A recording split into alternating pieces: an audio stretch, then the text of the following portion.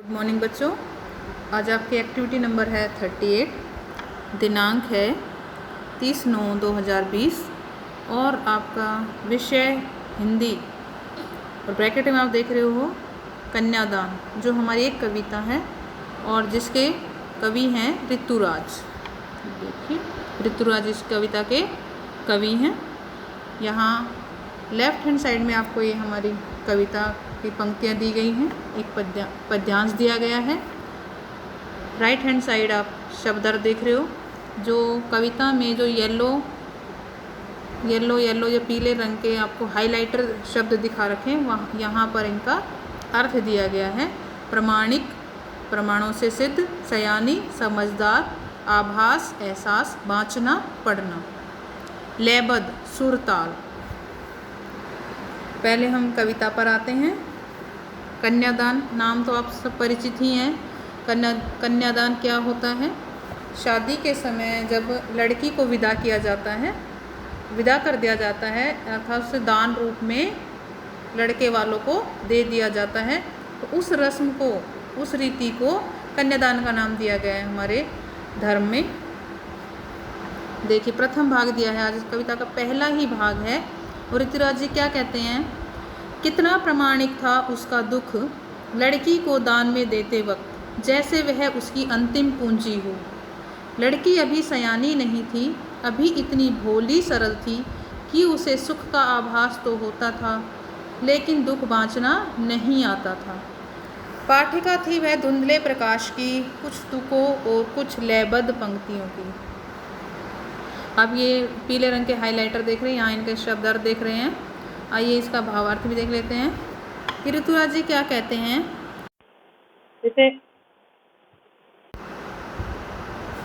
पहली ही लाइन है कि कितना प्रमाणिक था उसका दुख, लड़की को दान में देते वक्त, जैसे वही उसकी अंतिम पूंजी हो। ऋतुराज जी कहते हैं कि अपनी लड़की का कन्यादान अर्थात शादी के बाद विदा करते वक्त किसी माता का दुख बड़ा ही स्वाभाविक होता है। हर माता को यह लगता है कि उसके जीवन की आखिरी जमा पूंजी भी उससे दूर चली जा रही है। किसी भी माँ के लिए अपनी बेटी उसका ज़िंदगी भर जोड़ा हुआ धन के समान है, पूंजी के समान है, पैसे के समान है, खजाने के समान है, जो उसे शादी के वक्त वर पक्ष को देना पड़ता है। तो हर एक माँ को ये लगता है कि ये उसकी आखिरी जमा पूंजी थी, आखिरी खजाना था, जो उसे अब दान में देना पड़ रहा है और यह वह उससे दूर चली जा रही है। कैसा लगता है जब आपसे आपका कोई ज़िंदगी भर जोड़ी हुई कोई चीज़ हो और वो आपको किसी और को देनी पड़े, तो ये दुख तो स्वाभाविक ही होगा ना। और उस पर भी बेटी, माँ बेटी का रिश्ता आप अच्छे से समझ सकते हो कि किस तरह का होता है। हर सुख दुख की साथी होती हैं, हर काम काज में, हर चीज़ में हम मदद करते हैं एक दूसरे की। तो माँ को कैसा लगता होगा और बेटी को भी कैसा लगता होगा जब वो एक दूसरे से अलग हो जाती हैं। बड़े ही लाड दुलार से उन्होंने अपनी बेटी को पाल पोस कर बड़ा किया था। आखिर अपनी बेटी के साथ ही तो वे अपने जीवन का सुख दुख बांटती थी, वही तो उनके जीवन की साथी थी। पर अब यह साथी भी उनसे दूर चली जा रही है। तो आप अच्छे से समझ सकते हो कि प्रमाणिक था, स्वाभाविक है, प्रमाण की ज़रूरत नहीं है। इसको सब जानते हैं कि लड़की को दान में देते वक्त एक माँ को कैसा लगता है, मानो वह उसकी अंतिम पूंजी हो, उसका खजाना उससे दूर जा रहा हो, उसे किसी और को देना पड़ रहा हो, ऐसा एक एहसास माँ को होता है। लड़की अभी सयानी नहीं थी, अभी इतनी भोली सरल थी कि उसे दुख का आभास तो होता था, लेकिन दुख बाँचना नहीं आता था, सुख का आभास तो होता था। शादी के समय हर एक लड़की की ये मनोदशा होती ही है कि अभी एक तो वो इतनी सयानी नहीं है, इतनी समझदार नहीं है। अपने घर में माँ बाप भाई बहन पूरे परिवार के संरक्षण में रहती हुई लड़की आगे आने वाले भावी जीवन के बारे में ज़्यादा कुछ नहीं जानती है। उसे कुछ ज़्यादा अनुभव नहीं है कि आगे जीवन कैसा है। सिर्फ वह कल्पनाएं या थोड़ा बहुत जेस्चर या कहते आइडिया या इस तरह का सोच ही सकती है कि क्या होने वाला है, कैसी जिम्मेदारियां उसे निभानी पड़ेंगी, कैसा होगा। लेकिन उसे जब तक वो अनुभव नहीं मिलता है, सिर्फ वो थोड़ा बहुत सोच समझ या सुना सुनाया ही होता है। तो लड़की अभी सयानी नहीं है, उसे ज़्यादा अभी कुछ पता नहीं है। सयानी कर दिया, समझदार नहीं है, वो बड़ी भी नहीं है, ज़्यादा उम्र भी नहीं होती है, क्योंकि अनुभव जो है उम्र से ही आते हैं।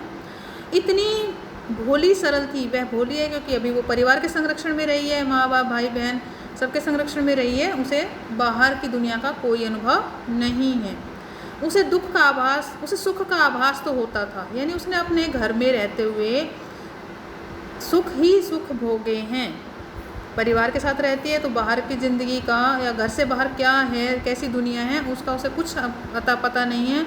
उसे सिर्फ सुख या सुख सुविधाएं ही देखी हैं, लेकिन दुख बाँचना नहीं आता था। लेकिन क्योंकि अब सब जानते हैं कि बाहर जब निकलते हैं या दूसरे घर में जाते हैं या जीवन के अनुभव जब लेने पड़ते हैं तो सुख और दुख दोनों तरह की परिस्थितियाँ आती हैं हम सब के जीवन में। तो उसे दुख बाँचना नहीं आता, बाँचना मतलब पढ़ना नहीं आता, उसे पता नहीं है कि दुख क्या चीज़ है अभी, क्योंकि उसके बड़े हैं अभी उसके साथ, और वो सारी परेशानी अपने ऊपर ले लेते हैं। पाठिका थी वह धुंधले प्रकाश की, कुछ तुकों और कुछ लयबद्ध पंक्तियों की। उसके लिए जो आने वाला जीवन है वो बस ऐसा है जैसे धुंधले प्रकाश में, मतलब पता है, हल्का फुल्का पता है, लेकिन अनुभव नहीं है बाहर की दुनिया का, बाहर की ज़िंदगी का, आने वाली भावी ज़िंदगी का, भविष्य का उसे कुछ पता नहीं है। बस धुंधले प्रकाश की तरह है आने वाला जीवन, कि थोड़ा बहुत पता है, सुना सुनाया है कि क्या करना है, कैसे करना है, और क्या क्या जिम्मेदारियाँ होंगी, परेशानियाँ होंगी, आगे आने वाले जीवन वो अनुभव से ही प्राप्त होता है। तो धुंधले प्रकाश में जैसे हमें चीज़ वस्तु साफ साफ दिखाई नहीं देती, ये है कि हाँ दिखाई देती है, लेकिन साफ साफ जिस वस्तु का हम पता नहीं कर सकते, उसके बारे में श्योर नहीं होते, उसी तरह वो भी अपने आने वाले जीवन के बारे में अभी धुंधले प्रकाश के समान ही है उसके लिए आने वाला जीवन। कुछ तुक और कुछ लयबद्ध पंक्तियों की, आने वाला जीवन कैसा है, कुछ तुक और लयबद्ध पंक्तियों की, यानी सुर ताल उसको अभी कुछ नहीं पता, थोड़ा बहुत आइडिया है, थोड़ा बहुत ही पता है, जैसे अभी वो कुछ जानती नहीं है आने वाले जीवन को, सिर्फ अंदाज़ा ही लगा सकती है। जैसे यहाँ पर कवि कह रहे हैं कि आगे कवि कहते हैं, लड़की बड़ी तो हो गई थी लेकिन पूरी तरह से सयानी नहीं हुई थी, अर्थात दुनियादारी की समझ अभी तक उसमें नहीं आई थी। उसने अभी तक अपने घर के बाहर की दुनिया नहीं देखी थी।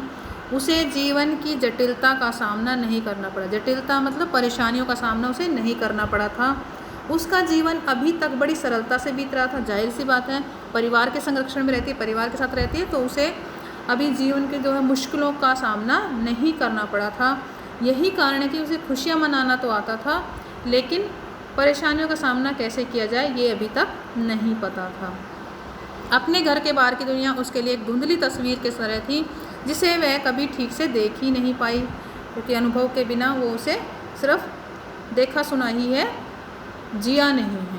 जब तक कोई व्यक्ति घर के बाहर कदम न रखे, बाहर की दुनिया में वक्त ना गुजारे, तब तक उसका संपूर्ण रूप से विकास नहीं हो सकता। लड़की की उम्र भी नहीं है अभी, सयानी नहीं है, और अब तक उसने बाहर की दुनिया नहीं देखी है, तो उसे उसका व्यक्तित्व का संपूर्ण विकास नहीं हुआ है। जब तक मनुष्य खुद अपने डिसीजन नहीं लेता, निर्णय नहीं लेता, तब तक उसका व्यक्तित्व पूर्ण नहीं होता। इसलिए अभी वह भोली लड़की सुखों की कल्पना में ही जी रही थी। अभी तक उसने परिवार में सुख ही देखे हैं, दुखों का उसे अभी कोई अनुभव नहीं है। आगे इस कविता के जो प्रश्न हैं, माँ को अपनी बेटी अंतिम पूंजी क्यों लग रही थी, सोचकर बताइए। जाहिर सी बात है कि माँ जब विदा कर रही है अपनी बेटी को, तो इतने साल उन्होंने साथ गुजारे हैं और बचपन से लेके उसे बड़ा किया है, एक एक दिन, एक एक साल, एक तरह से अपना सब कुछ बच्चे में डाला है, बच्चे को टाइम दिया है, बच्चे का विकास किया है, उसका ध्यान रखा है, तो वो एक पूंजी के समान हो जाता है। एक माँ के लिए एक बेटी खजाने के समान हो जाती है, जो उसने हर रोज़ जोड़ी है, और अब वो उसे किसी को दान में देनी पड़ रही है, तो उसे अपनी अंतिम पूंजी लगेगी, अब वो उसे दूर जा रही है, ये सोचकर आपने लिखना है। आपके विचार से लड़की को दुख बाँचना क्यों नहीं आता होगा, ये तो आप अच्छे से बता सकते हो कि दुख बाँचना क्यों नहीं। परिवार के साथ रहती है, कोई भी परेशानी उस तक आती नहीं है, सब अब जो घर के बड़े होते हैं वो अपने तरीके से अपने लेवल पर ही चीज़ों को ठीक कर लेते हैं, सही कर लेते हैं, उसे कोई अनुभव नहीं है, उस तक कोई बात आती ही नहीं, उसने अनुभव ही नहीं किया है अभी तक दुखों का, तो उसे दुख वाचना नहीं आता। आपकी दृष्टि में कन्या के साथ दान की बात करना कहाँ तक उचित है, तर्क दीजिए। ये प्रश्न बहुत बार परीक्षा में पूछा जाता है और इस कविता का ये सार भी है कि कन्यादान पाठ है और ये हमारे धर्म में जब कन्या को विदा किया जाता तो कन्यादान के रीति की तरह है, रिवाज की तरह है कि उसको कन्यादान कहा जाता है। यहाँ पर प्रश्न किया जा रहा है आपसे कि कन्यादान कहना चाहिए क्या लड़की को, क्या कन्या को दान देने की वस्तु है? आपको तर्क देना है, आपको अपने जो आप हाँ या ना में उत्तर दीजिए और उसको अपने तर्क से सही सिद्ध कीजिए। तो हमारे हिसाब से लड़की को कन्यादान कहना हम उचित नहीं मानते, क्योंकि दान जो है वस्तुओं का दिया जाता है और लड़की एक जीती जागती प्राणी है, मनुष्य है, उसको हम दान में कैसे दे सकते हैं। दूसरी बात, जब हम किसी वस्तु को दान में दे देते हैं तो उससे हमारा कोई संबंध नहीं रह जाता, कोई संबंध नहीं रह जाता। दान में दी वस्तु को हम दोबारा वापस ले सकते हैं? नहीं। जैसे हमने उसको दे दिया तो फिर हम कभी उसको वापस नहीं ले सकते, उसके बारे में पूछ नहीं सकते, पता नहीं कर सकते, वो हमसे हमेशा के लिए दूर हो जाती है। तो क्या लड़की को जब हम दान में दे देते हैं तो क्या हमारा संबंध या माँ बाप परिवार का संबंध उससे टूट जाता है? उसका उस पर कोई हक नहीं रहता, माँ बाप का लड़की पर क्या हक समाप्त हो जाता है? तो हम यहाँ पर कहना चाहते हैं कि हम लड़की को दान की वस्तु नहीं समझते, क्योंकि शादी जो है दोनों पक्षों के साथ बराबर का एक रिवाज है।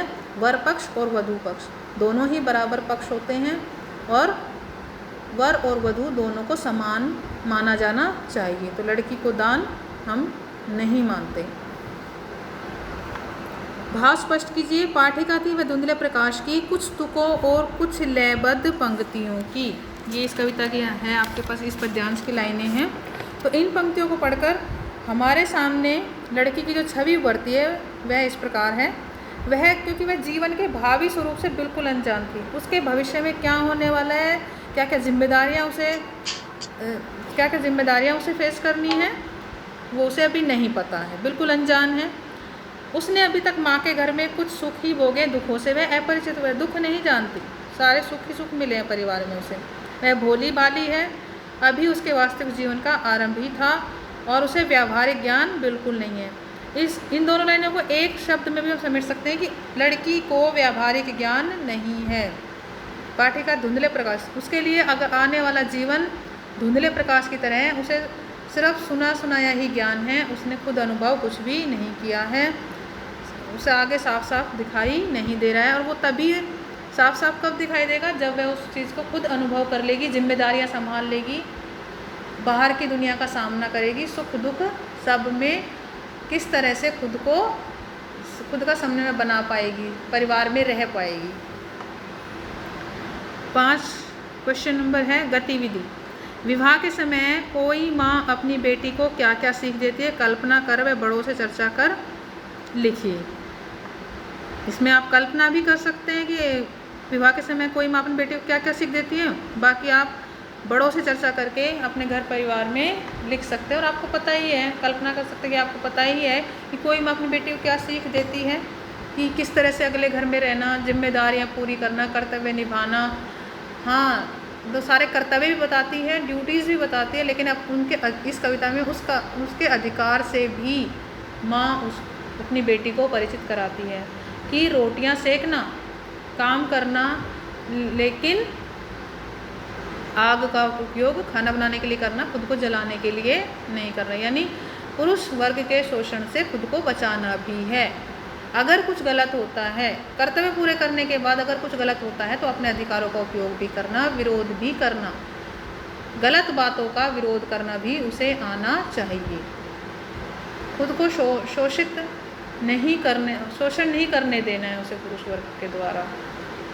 अपने पहले जिम्मेदारियां पूरी करो, कुछ गलत होता है तो उसका विरोध करना भी आना चाहिए। ठीक है।